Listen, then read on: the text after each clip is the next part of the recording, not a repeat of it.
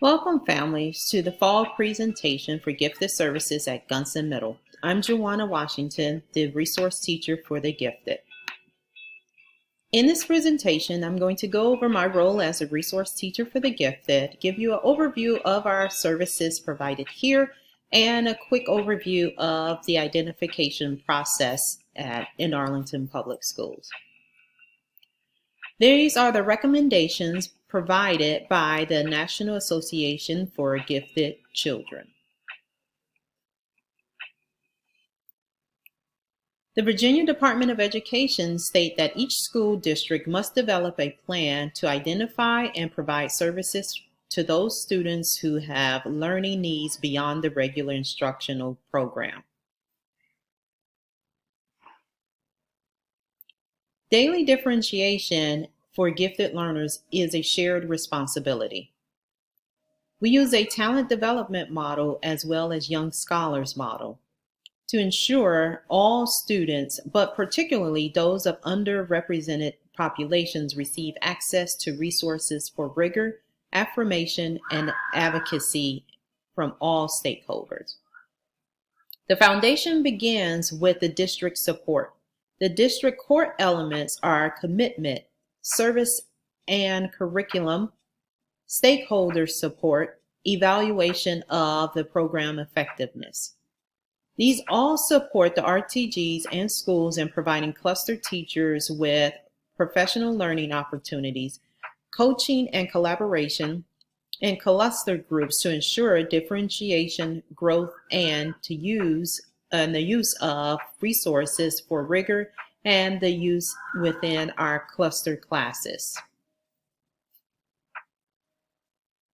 An overview of our PLCs is just to know that our PLC is just an umbrella structure for the school system.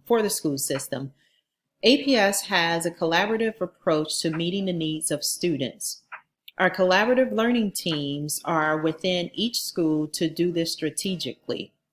They use a variety of data points throughout the year and answer these questions.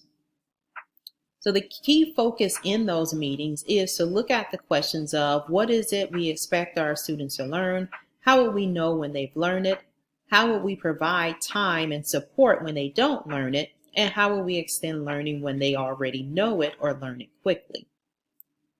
This is where my role comes in question 4.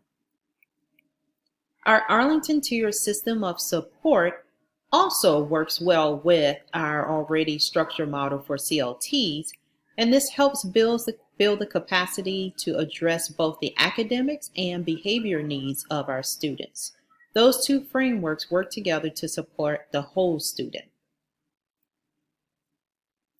When we look at question 4, again, how would we extend the learning when they already know it or learn it quickly?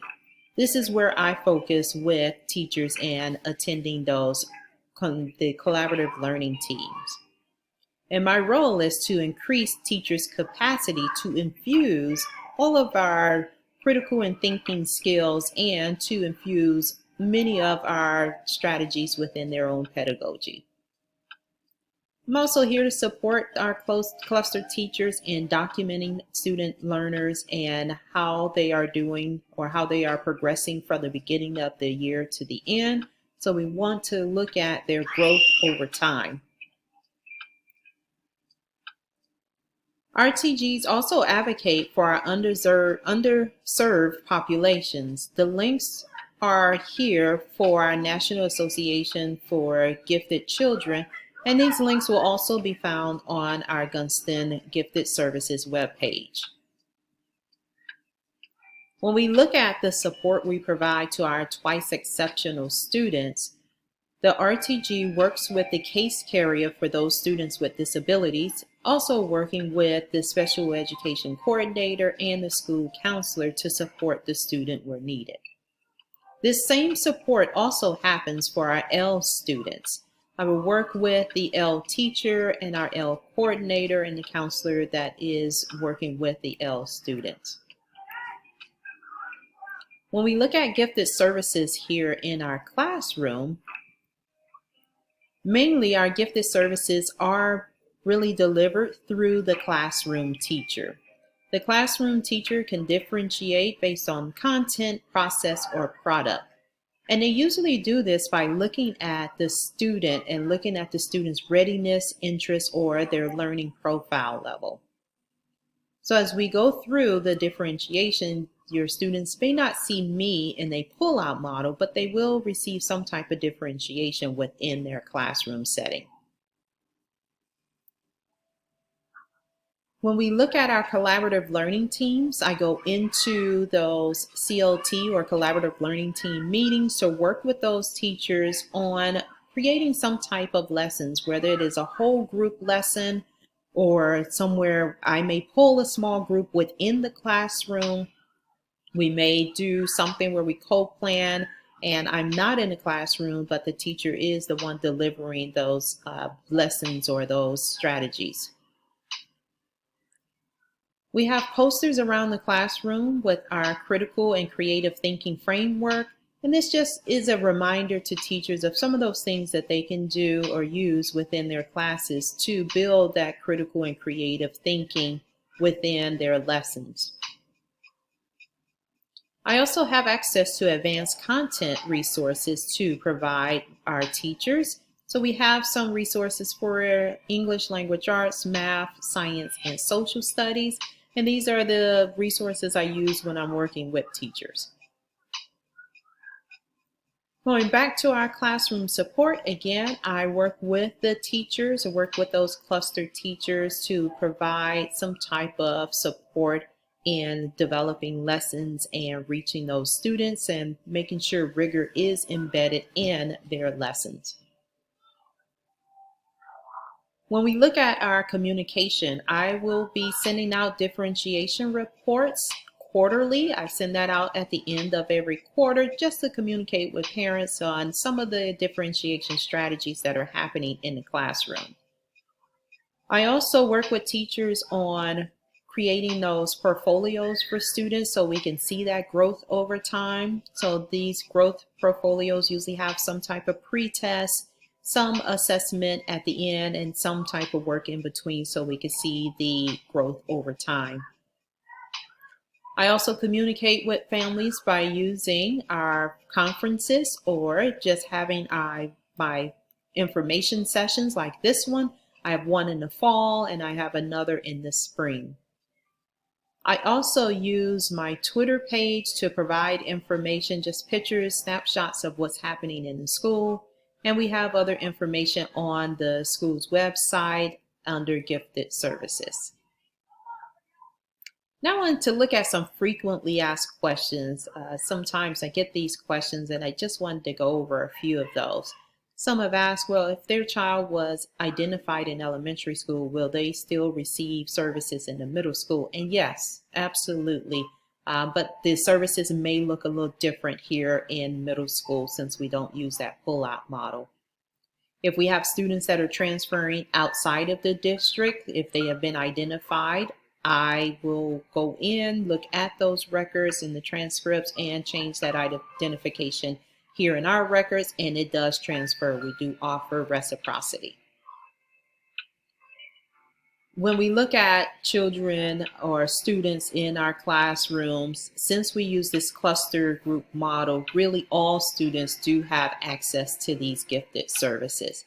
So students who are ready for this work, they can take part. Some of our teachers have extension activities.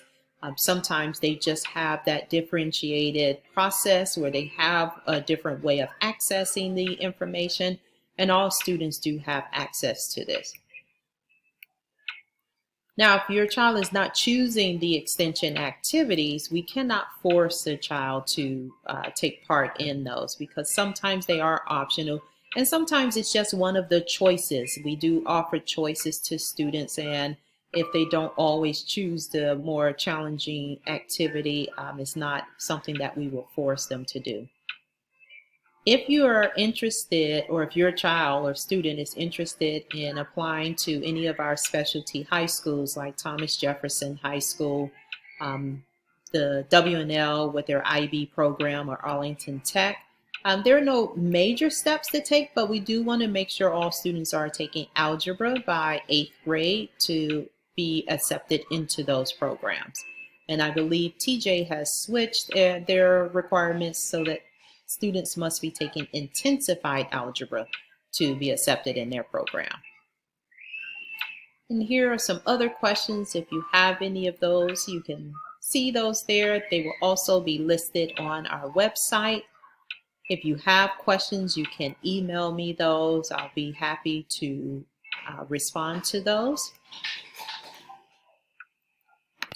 If you have any questions about your student's identification, again, you can email me and I will be happy to help with that process. See?